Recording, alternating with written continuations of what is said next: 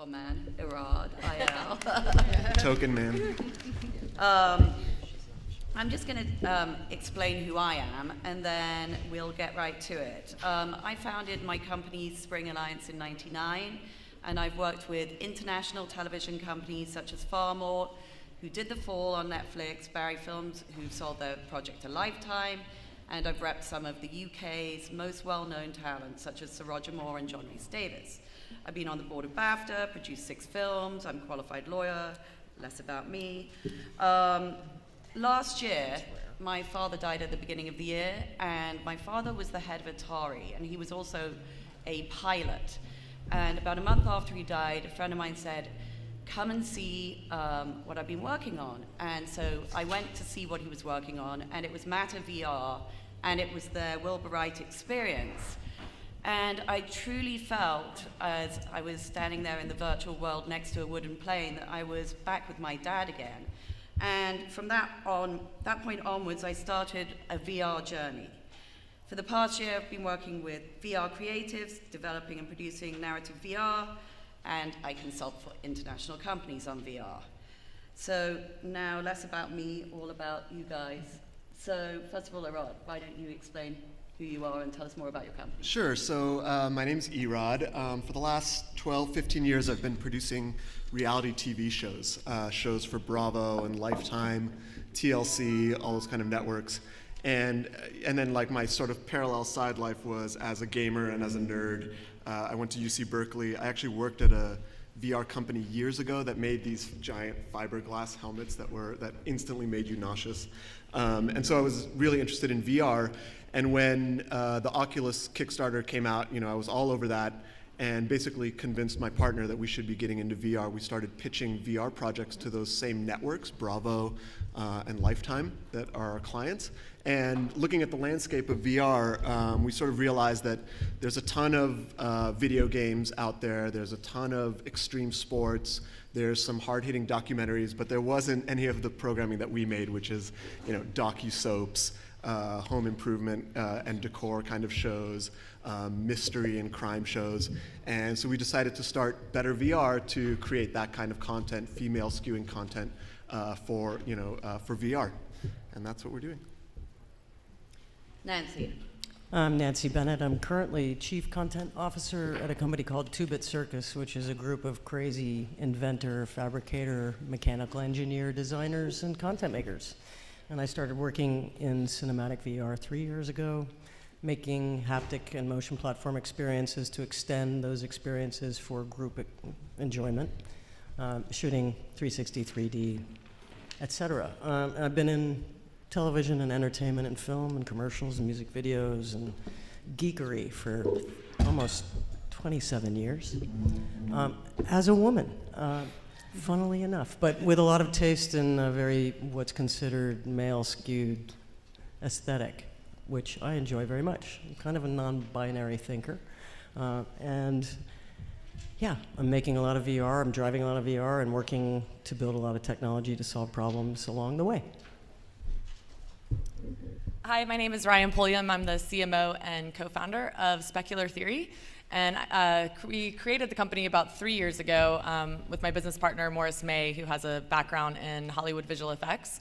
And my whole background's in kind of influencer, social media, marketing, anything digital media related. And literally just tried the first headset when it came out and was so blown away that I quit my job the next day. And we ended up starting this company because I could immediately see sort of the applications for brands and advertisers. And yeah, we've been at it ever since. Probably best known for a series that we created called Perspective that debuted at Sundance last year and for Chapter 1, and this year was Chapter 2, which was also at Sundance and Tribeca. So we create original content, and we also work with a lot of brands and advertisers and studios. Dr. Jackie. Hi, I'm Jackie Morey, and I am a VR survivor. I started doing virtual reality in 1989, which I think predates most everybody here. And I've been doing it pretty consistently ever since, so I didn't give up the faith in the, what did you call it, Skip, the deep winter of the nuclear winter of our VR discontent. I worked at the Institute for Creative Technologies for about 13 years, helped get that started, and in the last 4 years I've started 2 companies, one to do VR work for good, VR work for good. So that includes things like doing mindfulness classes through virtual reality for active duty soldiers, and that's with the Army Medical Command. We've been working on that for 3 years as a study, and we're crunching the data now because we finally got over 200 participants through those 9-week classes. And also for NASA, we're doing a prototype holodeck for astronauts who will go on long missions to Mars, because they are going to incur a lot of social isolation and sensory deprivation. So we've built a prototype that we've installed in a Mars habitat in Hawaii, where there are 6 scientists who are in isolation for 1 year with no real-time communication with the outside world. And they do get to connect with their friends and family, but asynchronously in these virtual environments that we've made them. Plus they can take virtual vacations and things like that. So we're in month 9 of that. Oh, and Janet Murray's coming on, yay, one of my heroines. So I think, that's a little bit about me. My other company is doing augmented reality, and it's just such an exciting time to be back in this and see so many new hearts and minds and eyes just focused on this. To me, it's the most exciting thing ever. I never thought I would be able to see this many people getting excited about VR and actually pushing it to its ultimate conclusion, whatever that might be. I'm just not even going to say anything after that. Tana Frederick. Hi, I'm Tana and Frederick, and I have produced Defrost, a virtual reality narrative series with Randall Kleiser, which we have been fortunate enough to take to our first episode, which was just filmed on basically 2 hero cams and taped together with 2 fisheye lenses, but with a great, wonderful, stellar cast. We got accepted into Sundance. And so from there, we're just taking it all around the world, and I am very excited to use this as a tool for empathy and creating this new, powerful way to tell stories. And I have a theater background, film background, and so finding and playing and diving into this new world that I actually have only been with for 1.5 years is scary, but so exciting. And I've seen the effects of what it has on audience members and what it can make people feel and how it can heal people, burn victims, bullying. And I think that our narrative has really, it's been fascinating to watch people emote to that and to look at it like theater in the round in many ways. So that's what I'm here for. And we have Dr. Janet Murray on Skype right now. Hi, Dr. Janet, virtual Dr. Janet. Can you give us a little bit of background on yourself? Yeah, I'm sorry I was not on, so I couldn't hear the other panelists. So could you just tell me what you would like to? Sorry, I'll come down here. Dr. Janet, can you just tell the panel and the audience exactly about your background? Oh, my background. Yeah. So I have a previous life in the 19th century, studying English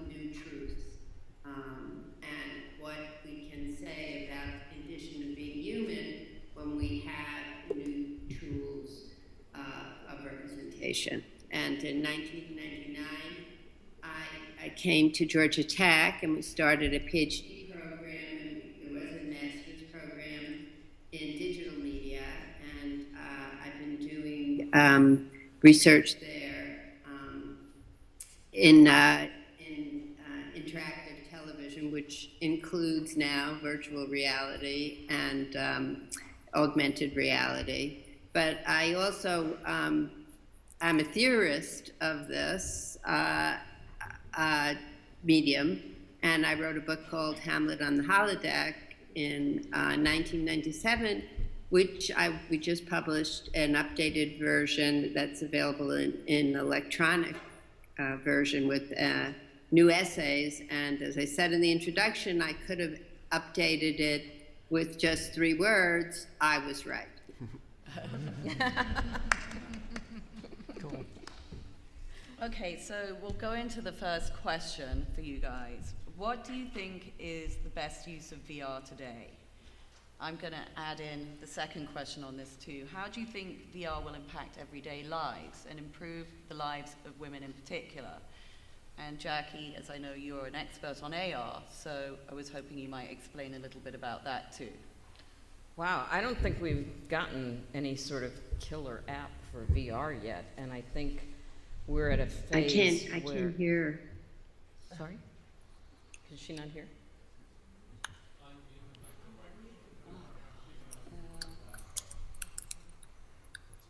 Okay, well, I'll keep going while they figure that out. I think we're at a phase with VR where we've got to have a lot of things. We've got to try a lot of things. We've got to look at VR for its best use cases, and some of them are not going to work out. Some of them are.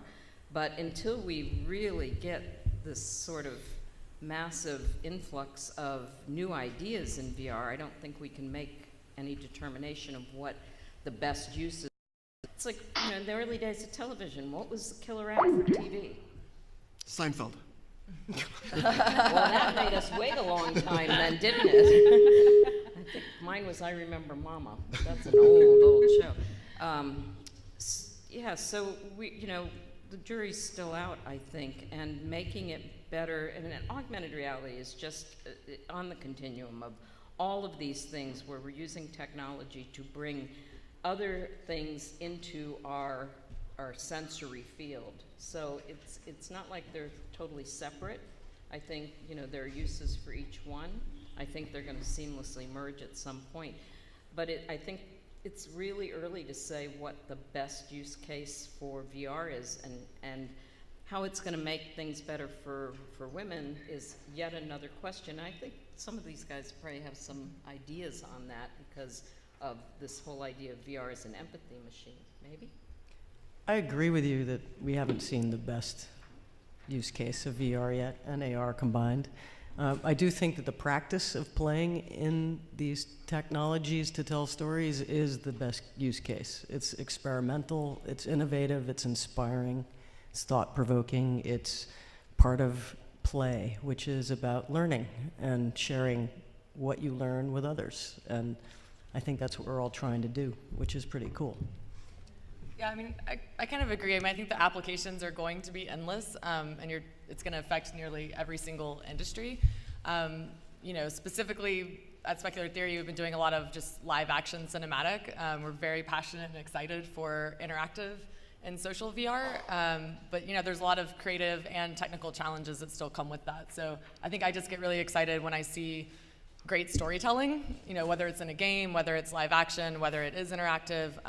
I think that's really going to be the killer app, is going to come down to the story. And I think, with the empathy thing, I'm, right there with you, which is kind of what our Perspective series was about. But for the most part, I think it's just really thinking, literally outside the box. But I think every medium with a new medium has a tendency to copy the one before it. And I think that's fine, but kind of shifting from that gimmicky version of something into a true story and really understanding why you're creating it in VR. And so like a good kind of motto that we typically go by is if you have an idea and you want to get the creative down and it can be done in 2D, it's probably not going to be a great VR experience. So it's sort of, really creatively and technically thinking about can this story only be told in virtual reality, and why? And I think that's a good use case, no matter if it's beginner or advanced at this point. Yeah, so Professor Janet, VR visionary, can you hear me, by the way? Kind of. I don't think she can. Hold on, if I come down there. Martin, you could say, how do you think VR will impact our everyday lives? Women in particular. I know. Question for you. It is officially academic. Yeah. So I'm sorry, I'm frustrated because I really am not able to hear well enough what other people are saying, and that was, so I hope I'll be able to hear better the rest of the session. I think that the mistake that people make is to think that we have a medium when we don't yet have a platform. And I think the excitement of this moment is to figure out what are the conventions that are going to make this into a medium. So it's like we have the film camera, but we haven't invented the movies. But people are blissed out by it, and they're frightened by it, and they're having all of the standard responses that people have to a new medium, because the visual representation is so strong. But I think that but what we have to do is domesticate it. And the way in which we're going to domesticate it, I think as it happens, the examples of practice that I think are most promising are often done by women.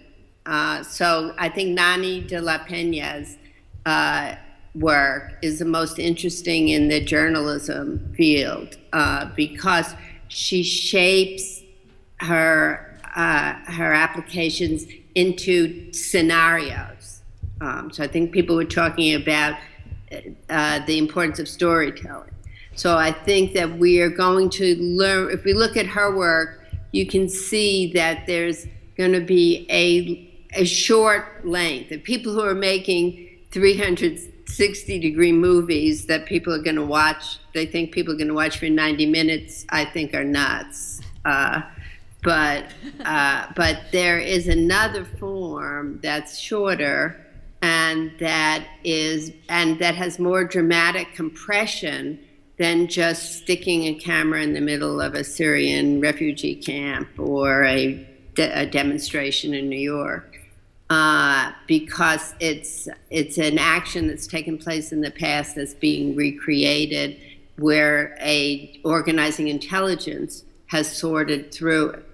So I think that there's a lot of opportunities there. I think there are a lot of opportunities when I talk about domesticating the medium. I think for actual domestic scenes, like a lot of experimental work has taken place around the scenario of people at a dinner party and just changing point of view in a very small space.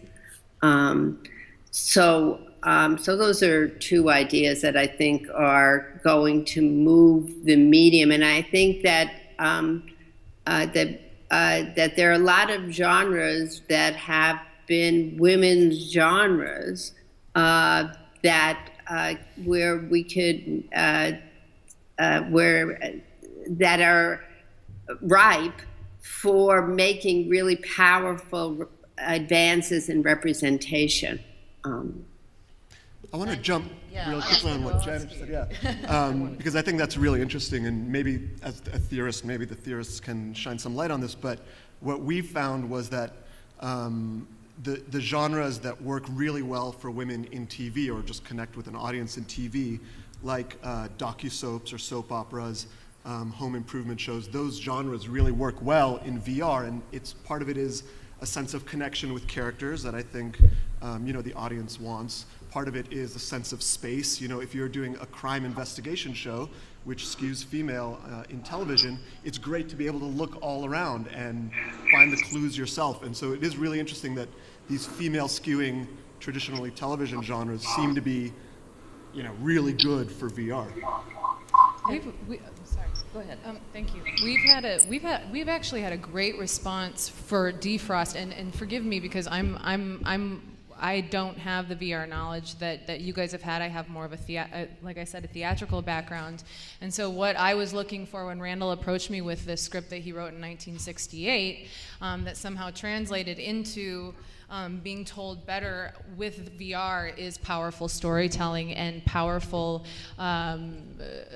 sort of a powerful empathy machine, as you say, and really seeing not just for women, but for men as well. Our main character in Defrost is a woman. So you're looking at this woman who's been de-thawed after 30 years and is meeting her family, and then you see familiar faces around you like Bruce Davison and Harry Hamlin and, you know, a lot of sci-fi actors. And so you're kind of like, okay, I kind of recognize them, but it's a really great way of, but we have a great storyteller. We have Randall Kleiser, you know, who's directed Grease and Flight of the Navigator, and then we have these brilliant theater actors who have looked. Now we all kind of started looking at the Ozo, which we used as a camera, or as the audience, as if we're doing theater in the round, but we're focusing on the camera as the audience. And so what has been really cool is we, from 2-Bit Circus, we were able to do, and we're going to Switzerland to do a screening for 100 people with the gear, and we did that in Dallas. And the amazing thing about that, and this kind of makes me emotional, but the amazing thing is that you're creating a community, and you can create a community through VR, through experiences that aren't just scary flash in the pan sort of experiences, but are actual stories where people are willing to put themselves into somebody else's shoes. And if you can do that as a storyteller, and you have the correct, I don't know whose phone this is. Turn it off. Suzanne Westman is calling. But if you can do that and you can pull that off, it was amazing in Dallas. The big guy from The Blind Side, who was Sandra Bullock's adopted son. He was at this. We had 7 people sunk up, and that was the first time that we had done that. And somehow he found in this first episode, he was like, everybody loved it, and then he reached out and somehow ended up finding the hand of this little woman next to him who was speaking the whole entire time to the camera and to the actors, and they held hands through the entire experience. And as we did this over and over and over, people held hands. And so I think that this sort of communal, and not just the communal experience that can be created through this, but also the fact that the men accepting themselves as a woman when our character at the end of the first scene, or at this first episode, holds up a mirror and you see that she's a woman, the guys are like, okay, I'm a woman. All right, that's cool, you know? And there's no even question of like, oh, is this okay that I'm a woman? Is this not okay that I'm a woman? Because the stress isn't on, are you a woman or are you a man? The stress is on, can you be in another person's shoes? Can you be this character, Joan Garrison? Can you feel like somebody else? And I think that those feelings in technology are so important to maintain. I want to go back to something that Janet said about VR maybe being a sort of a natural medium for women creators. 10 years ago, I did my dissertation on meaningful virtual reality environments, and it covers quite a bit. But as part of that dissertation, I surveyed the first 100 VR sort of fully immersive artistic things that had been made from about 1985 to 2005. Wow. And have a big chart of it. But what was surprising to me was 70% of those first 100 VR experiences were done primarily by women. And so in the dissertation, I talk a little bit about why I think that might be.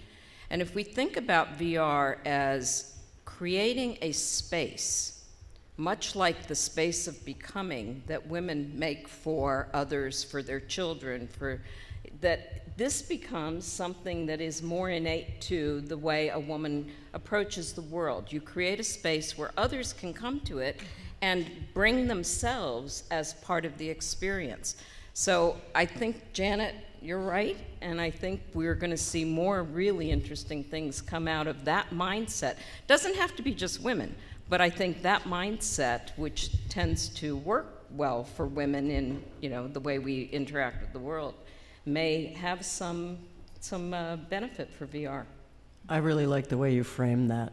As someone, gender and filmmaking have never been in conversation in my mind. My mind is what makes me pursue my heart, and it's not my gender. I've certainly dealt with 27 years of being a woman in the entertainment space, and I'm glad to see it changing for the better for women. And VR does give the opportunity for women to jump in and make great content. But I like the way you frame that, and VR is about creating presence and creating a room and putting somebody in that space to navigate it as they will. And I do think filmmakers tend to think about composition, but making that cozy and significant to many rather than just the one myopic view of a director in a one-camera shoot is a very different experience. And the big difference between, you know, single camera shooting, you know, filmmaking as we know it, and VR making, is that in single camera shooting, it's about the ego of the auteur and directing your very specific experience, what you see, what you intuit, what you pick up, what you foreshadow, how you feel that way. And VR, you have an opportunity to do more than that. Yeah, I think just to add to that too, because I do not have a filmmaking background, but I do think that if you look at the way that women often have a tendency to combine disciplines, so if you look at, you know, fashion and technology or kind of different industries, just our ability to work in multidisciplinary environments and multitask, and you know, it is an exciting time right now, especially for women in VR, to really take on, I think, more leadership roles and really understand that there's a lot that goes into VR. That's, you know, from the camera side and filmmaking to production to post to marketing, sales, but you know, it's just almost every department, and you're managing a lot of different personalities with a lot of different backgrounds, and so I think that's going to be a big part of it. And also, we were just talking earlier that, I mean, at the end of the day, like from a marketing standpoint, women consume more media than anybody. I mean, we love media, and yes, there's not a lot of, you know, women content out there now, and there will be, I'm sure, through Better VR and others. But I mean, the minute it's out there, I have no doubt that women are going to take this and run with it. I mean, everything from, not to be stereotypical, but everything from, you know, your wedding to shopping to content channels dedicated to women type content. So it's exciting. So I want to talk about monetization, because obviously that's been a big question about whether it's going to be sustainable through sponsors and advertising, or if it's going to be downloadable, or what kind of financing models are there out there to make your own VR. I'm just interested to hear from you guys what you think about that. I know you have an opinion, Jackie. I'll let somebody else start. I mean, I could jump in. I know that, okay, so I have another company called Haymaker. We make shows for Bravo and these other TV networks. Bravo, one of the deliverables that we have to send to Bravo for every show that we make are closet tours and home tours where literally the cast members of these shows just show you around their house. And the crazy thing is that, you know, the audience who loves these cast members and wants to find out more about them, you know, just like consumes this stuff. They love it. They want to see more closet tours. They want to see more of the house tours. They want to get into the space with the characters. And just based on that, I think that there is a market for, you know, the simplest monetization of just, you know, download this for 99 cents and you get a half-hour guided tour of the house, to the more obvious stuff of, or the less obvious stuff of product placement and, you know, can you buy that outfit? And I think it's, you know, it's, the stepping stone is we need to get headsets out there and we need to get them in people's hands. But I just have a feeling that in the same way that we can monetize all these other medias, it's not going to be a big problem. Maybe I'm crazy. I think it'll be monetized. And I think everybody's trying to figure out what the assumptions are for a financial model to give projections on when that'll occur. And, you know, you can pick any number and spin a number. Isn't that what a lot of accounting people do? From 99 cents to $50. Yeah. So what does it cost to make the content? How much effort and technology goes into it? How many people? How many locations? How many cast members? Who's getting paid? What are the residuals? I mean, all the same problems are still there, except that you actually have a longer pipeline because the technology is evolving. And if you wait too long in evolving it to figure out that price, then something new will come along that makes it very old and passé by the time you get it out. So do it now. Hope that you'll make some evergreen content. There are pieces that go back to the early days that you can look at in VR, and they're still seminal, just like Millier and other filmmakers. So you just got to get out there and do it. And I think one of our problems as a country is that everything is about money. And if we back ourselves into a corner with the dollar first instead of with the idea, we're leaving out a really important process in our evolution as humans. And on the other side, everybody wants everything to be free. Yes. So you've got an issue there, and I think again that you'll pay for these experiences somehow, and maybe you'll do, you know, a serialized subscription kind of thing. But what I would like to not see happen is like what's happening with things like YouTube, where you're watching something and ads keep popping up in front of your eyes, and it's so annoying. When you're doing a virtual reality experience, you are living that experience. And there is this concept called presence, which you hear a lot about. There's been 30 years of research into how we create presence with virtual reality. And anytime you're gonna pop something in front of somebody that takes you out of that experience, that's called a BIP, or a break in presence. And it absolutely ruins the experience for you. And we're seeing it now. I bet none of you have had a VR experience that is really isolated and special. Okay?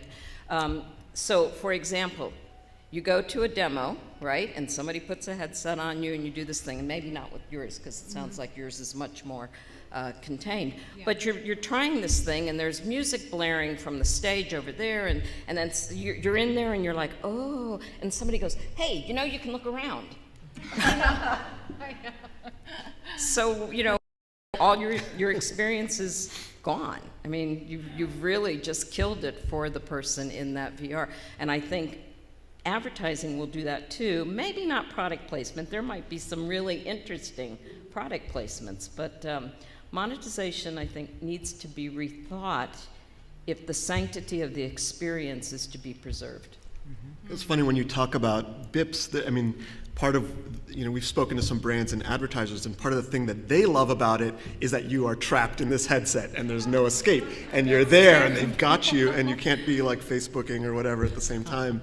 And I'm sure that we will have to be very vigilant to make sure that that doesn't get destroyed. I would hope that that VR and narrative filmmaking, or not filmmaking, but VR narrative, the creative process would not go in a direction that would be possible to happen, because, you know, Randall and I have been looking at different ways, and I think to show when our episodes are finished, and how to give the public, okay, each episode is 5.5 minutes, and yes, if it was 90 minutes, I think it would make people totally nuts.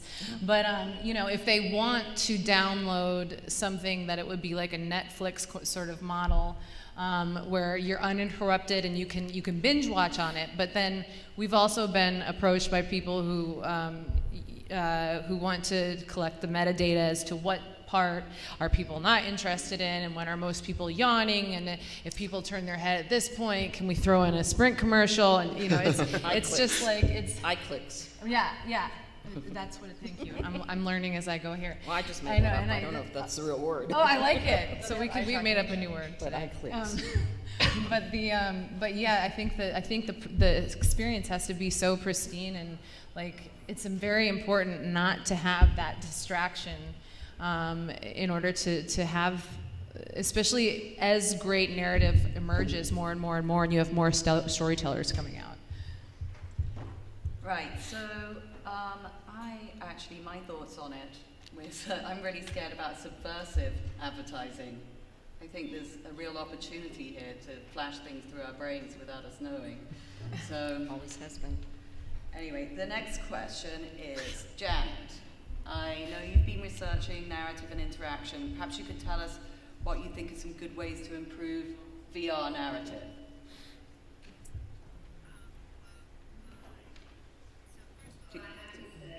Read the book. I don't think I got to thank you for inviting me, and I'm really glad that I couldn't be in LA, but as soon as people started saying monetization, I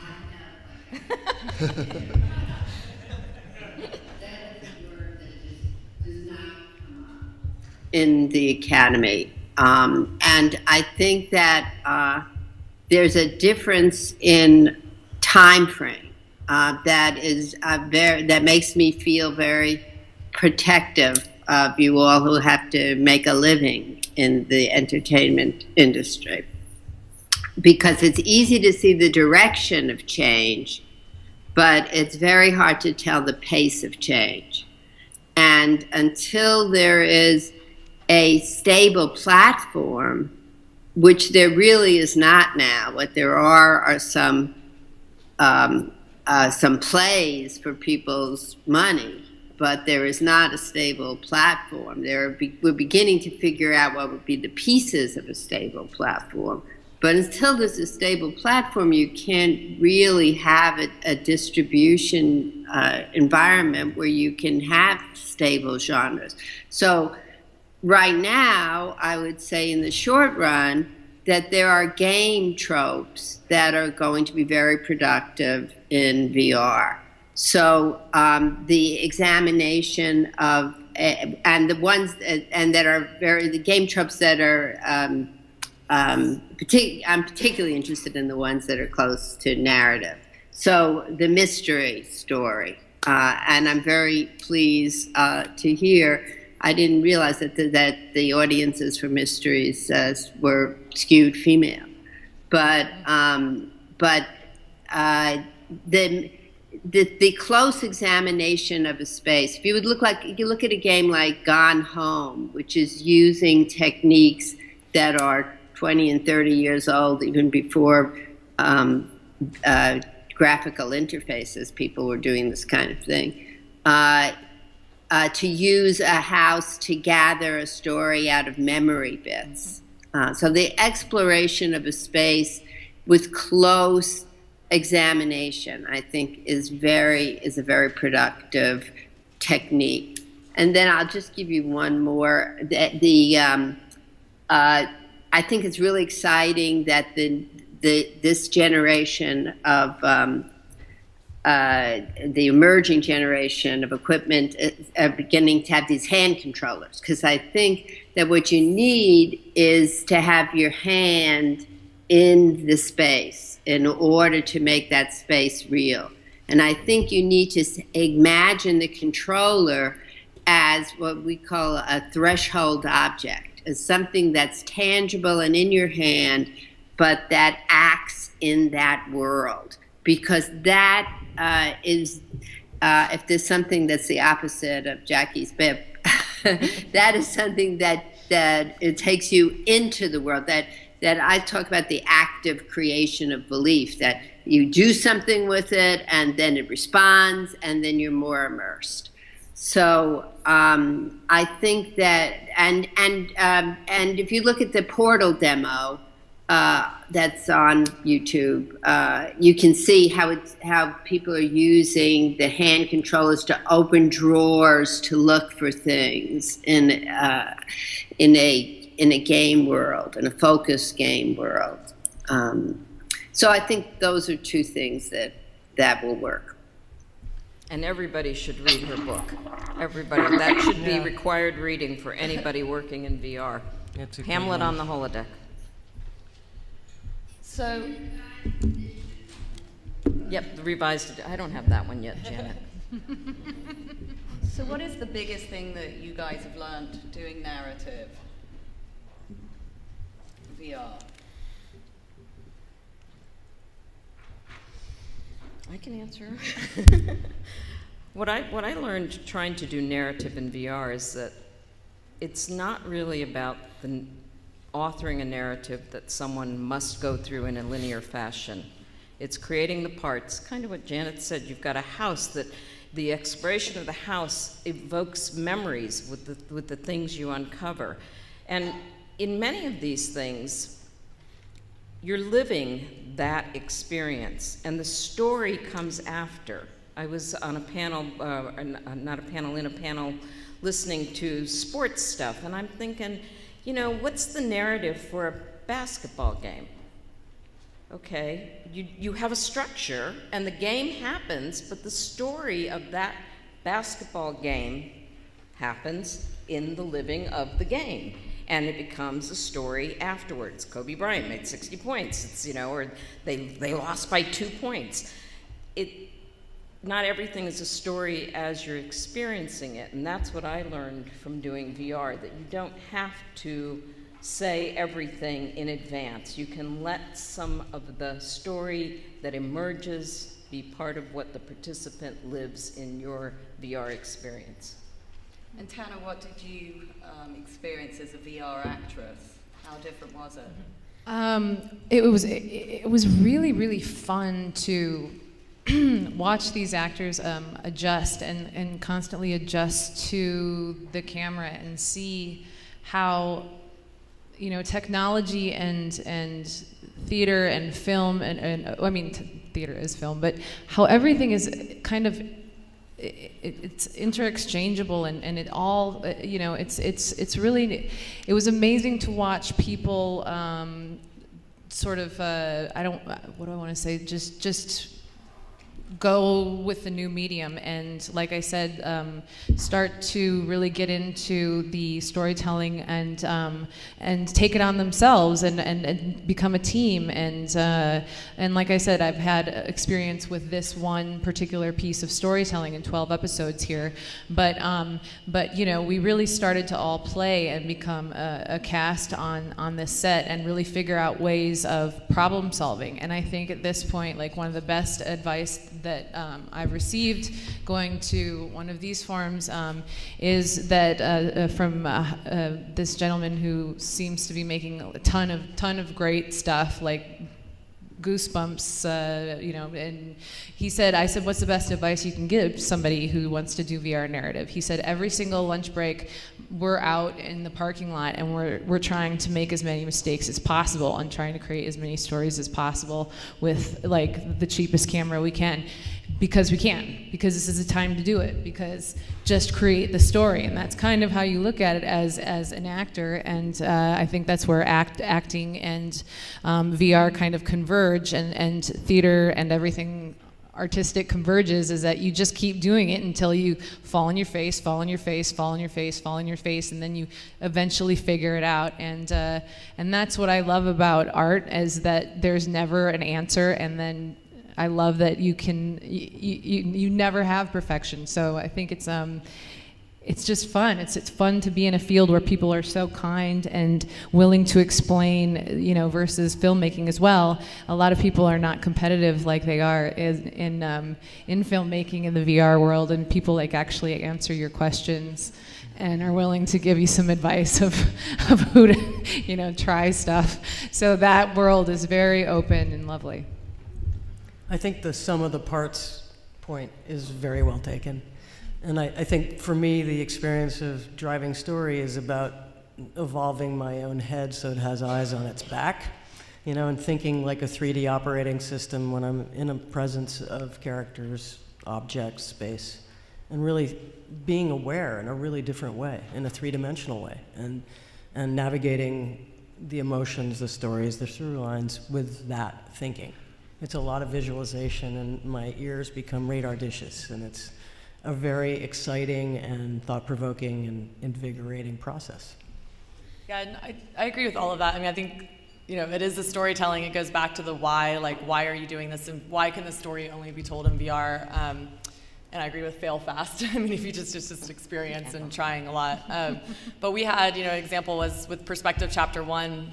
The idea behind Perspective is that we sort of take a hot button topic, and then you live the event through someone's eyes, and you become that person. And then 5-10 minutes later, you become the other person. So it's two people reliving the same event through different perspectives. So the first one was about a sexual assault in chapter 1, and we were very honored to work with the director Rose Trichet on both chapter 1 and chapter 2. But one of the things that I think we're really learning is sound is really important, and I don't think it gets discussed nearly enough. But you kind of have to imagine when you're creating these environments, you're not only just creating sound and something for a physical space around you, it's also for a mental space. So it's how you hear things as a person or a character. And there's little nuances that we had to use in chapter 1 and even in chapter 2, which was about a police brutality, and you're the perspectives of every, the police officer and the two kids. And it was interesting because when you're one of the kids' perspectives, you don't really notice it, but you notice it slightly, that you kind of hear, it was shot in Brooklyn, so you hear a little more like playground noise and birds and things like that. But when you're the police officer's perspective, you're gonna hear more kind of sirens and sort of alarming in the city. And it's just very subtle, but it really does make a big difference. And so I think you just really need to think about, you are another person. Like, these things do matter. And I think, the idea of using VR to become someone else and see and hear how they see and hear is technically difficult to pull off, but we're getting better at it. But So I also wanted to ask, what kinds of experiences do you look forward to in the future? Rod? Well, I just got my HTC Vive on Monday, and if you guys don't know, this is like the highest end sort of commercial headset you could get right now, and it's the coolest thing in the world because you can walk around an entire space. And it came with a bunch of demos, and one of the demos is literally just you're in a cave in Iceland or on a mountaintop, and those sort of really basic experiences, having that sense of presence, were really exciting to me. And then I immediately think, okay, well, what's the next step? How do you place a story in that space? It sort of immediately solved all these questions of like, how do you explore and how do you look around? It was just so comfortable and cool. So I'm excited about more content for that. Complete hallucination. I want to put on a helmet and see something that I don't even realize where I am until it's taken off. I think it has the propensity to take you to a totally different plateau. And for that reason, education, inspiration, hallucination, innovation, it's all right there, and everything is possible. I think along the way, I want to make sure that the boundaries between gameplay and being in the presence are evaporated. I don't want anything to break that wall and take me into that blip zone. And I think one of the things I'd like to see is getting us out of that game vernacular. It's so passé. And there's so much more to explore. So combining all of those possibilities, room scale, photogrammetrical, 3D, dropping people in those worlds, giving you choices to drive the narrative where you want, like you're on a trip, would be great. Yeah, I agree. I'm excited about all of that and more. I truly think that VR does have the power to sort of transcend and transform us, and I'm really interested to see what happens with even the social side of it, to see how we interact with each other and how we communicate with each other in these virtual spaces. And sure, I want to go to the moon and I want to fly the wingsuit and I want to travel, but I think there's this huge kind of social element that is going to be really interesting to see how just us as humans react and participate in these new worlds and have the option to do something we've never been done before and just blow our minds with not bound by time and geography and space. I'd like to capture Jackie Murray's mind and Professor Murray's mind and put those HMDs on. What I can't wait for is when I can make or choose my own avatar that gets to be an active participant in these virtual spaces and that are populated by AI-driven characters who can actually interact with me. It's much like what Skip Rizzo showed for the virtual clinician project. I want those characters in these virtual environments to know I'm there. Have you all heard of the Swayze effect? No. So the Swayze effect is from the movie Ghost, and she can't tell he's there. And when you go in a virtual reality environment today, nobody knows you're there. So unless you get in the rare social one, I want these worlds populated not only by me, but by intelligent actors, if you will, or participants that can really bring a richness and a meaning to these kinds of spaces. That would be so rad. It's coming. It's coming. I'm just looking for the next material, probably episode 2, and telling more stories, more emotion, seeing more emotion come out of people. I mean, I get goosebumps every single time I watch this, and it's different from being an actor on stage and reacting with the audience and expecting that. But to be able to do that with a 360 like immersive experience, and people removing their goggles and crying and laughing and holding each other's and creating a warmth, and I just want to create more and more and see all the great stuff that's in front of us to tell great stories with, and so I'm just excited to keep creating stories. And Professor Murray, did you hear the last question? No, I didn't hear it. No. I was off. I had monetization. I made fun of it that you cut me off. What are you looking forward to the most in the future in VR? What am I looking forward to? I think having an experience where you can fluidly shift points of view so that you're like a ghost inhabiting a world, and you can sort of listen to your people around a dining table, and you could go from one person's mind to another. So I think it's basically Virginia Woolf. Janet, like our town. Like the play Our Town. Meets sitcom, meets Seinfeld, something like that. That's great. I personally would like to be able to switch on something in my office and have Brad Pitt lying next to me on the beach. So, are there any questions? I think we've got time.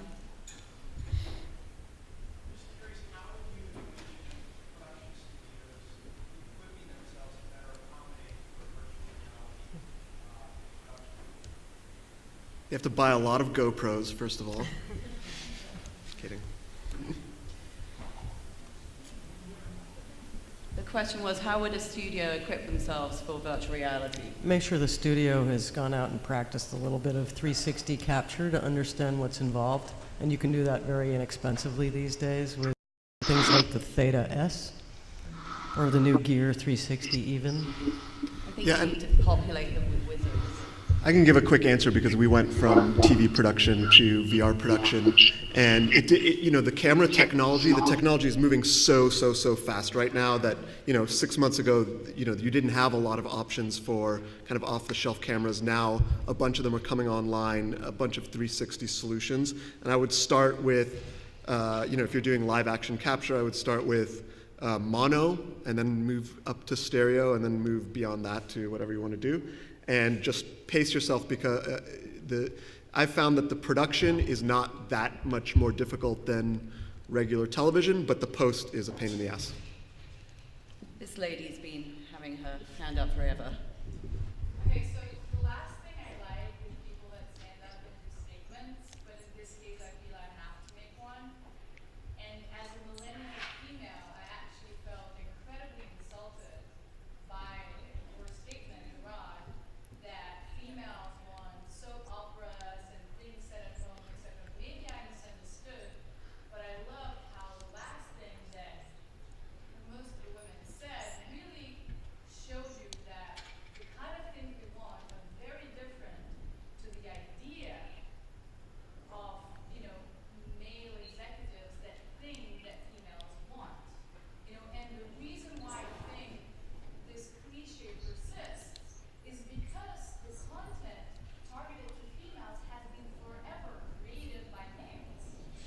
Well, first of all, no, go ahead. So, it's just something that I feel is really important to, this is a panel about women and beyond what women want.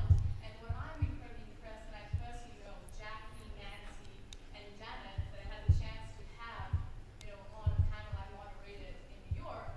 And she was a star of the whole conference. And I can firmly say that women are really rocking the world of beyond because they're thinking for more complex and smart applications than where most of the men are focusing, which is, first-person shooters, horror kind of scenarios. So I felt this was really important to point out, and kudos to amazing women doing amazing work, and I hope that you guys will change, seeing what these women have to say, will change your mind about what women want as VR experiences, what women can create as VR experiences. Sure. Well, thank you for standing up and saying that. The first thing I would say is that at Better VR, we are looking to partner with women. I am a man, but we're looking to partner with women creators and empower them to create content that we're going to help them make and try to distribute. I also think that it's very interesting that you sort of label yourself a millennial. The audience that I generally create content for is a cable TV audience, and as we know, that TV audience is getting older and older, and will eventually die out, which is part of the reason I got into VR. That female skewing TV audience. And I bet there's some of them in the room that enjoy the guilty pleasures of a Bravo TV show. But I agree with you. It is a quote unquote stereotypical female skewing content. What I would say is that the reason that I think there's a market for it and an audience for it is specifically because VR is so male dominated, or at least the content is stereotypically male, the stuff that's out there right now. It is a lot of first-person shooters. It is a lot of extreme sports. The game content. Yeah, there's a lot of game content. But even the video content, there's a lot of There are a lot of women making it too. I'm not saying that women don't play video games. You mean the substance? Yeah, it's stereotypically male. I know that there are a lot of female gamers. I've read a statistic that half of the gamers in the world are female. But the content that you see out of there is sort of stereotypically male skewing. And so we wanted to create some other content. Now, what I would also say is that the content that we're focused on isn't about changing the world. It's not about, it's entertainment. We're creating entertainment, and we think we're pretty good at it, and we think there's an audience for it, but I take your comment to heart. Can I see another example? It's okay with me. I'm going to have to give it over to one other person. Follow on to your point there about Bravo and content viewing. I think one of the things that was fascinating to hear from all of you, you didn't use the word, but when you're talking both in terms of the product and the process, like the content and the actual VR creation, without saying the word journey, what we're all talking about is the excitement of the journey. And I think for a lot of us that are involved in the business, that's kind of the same thing. There's no right, there's no wrong. It's the Old West. So whatever answers there are, it's not really a question other than that's kind of a thought. The other question is, from your perspective, is the audience, whether it's skewed female or skewed male or gamers that are now evolving into something else, is the VR audience, and I don't want to use the word monetization, but where we're going to make money in this industry, is that at the expense of something else? I mean, are we cannibalizing something else to move into the VR audience? I don't think so, just our time. Well, that's I think that depends upon if you're working in gaming or narrative. I mean, to do Defrost, I took every penny that I had and put it into the project because I believed in it. And that's, again, sorry to be so pedantic about being an actor, but you're stoked if you make $7 a day or $100 a day, on a job. So doing doing this for the love of doing it and for the journey, and just because you're excited and passionate about it, and then letting the money and the after everything else. I mean, yes, you need to find we're trying to make the money now, and that's wonderful, but I've met so many people who are just passionate about creating the story and passionate about creating the responses, and who have been on a journey. And I want, I think I don't know. I haven't come across cannibalism, in that sort of respect. I've just met people who want to be on set and really want to work. And, Harry Hamlin, like everybody just wanted to work and be there and be a part of it and see what the heck this is all about. I have a comment about monetization really quickly, which is that without it, it's going to be really tough to earn a living and to do great creative art. So we need to drive that. We need to show ROI. It's really important to work with partners who can facilitate that. All the work we've been able to do has been because of brands. Doesn't mean anyone in this room has been able to see anything that I've made, but I've certainly learned a lot. And you will see what I've made. So got to make it happen. I just had a question for, I went out last year and made a whole VR piece adapting an immersive theater show, and it's done, we put it together, I don't know what to do with it. Like, what are your suggestions? That's amazing. To see it? What'd you film it on? We used to go for a ride. And what was it? Did you originate it? Is it something you wrote? It was a collaboration with a woman named Annie Saunders. It's called They Shall Declare It. It's an immersive theater piece that's been in London. It was in LA last year, and they're putting it up again now. It's going to be up next month. It's like a 90-minute immersive theater piece where the audience is in the space with the actors. It's like dance and, theater. That's amazing. So I think what you've targeted is the gap where there's no distribution channels right now that are out there enough for you to do a 90-minute piece and take it out there. So your choices are put it out there yourself somehow, get some viral marketing done, or jump on one of these emerging distribution channels. And it's a gamble because, first of all, they don't have the built-in audience yet, and we don't know which ones will be successful, but there are some emerging, so you could approach those companies. I have a little answer for this too, which is that right now there's this sort of magical time where all these buyers have spent $800 on a headset or $100 or on a Samsung phone. There's not a lot of content. If you guys were to go out today, you could spend a weekend and watch all the VR narrative content that exists. The users are desperate for content, and all of these big companies that have invested in hardware are now becoming very involved in creating content and distributing it. So you could talk to Samsung, Jaunt, Sony just launched a studio.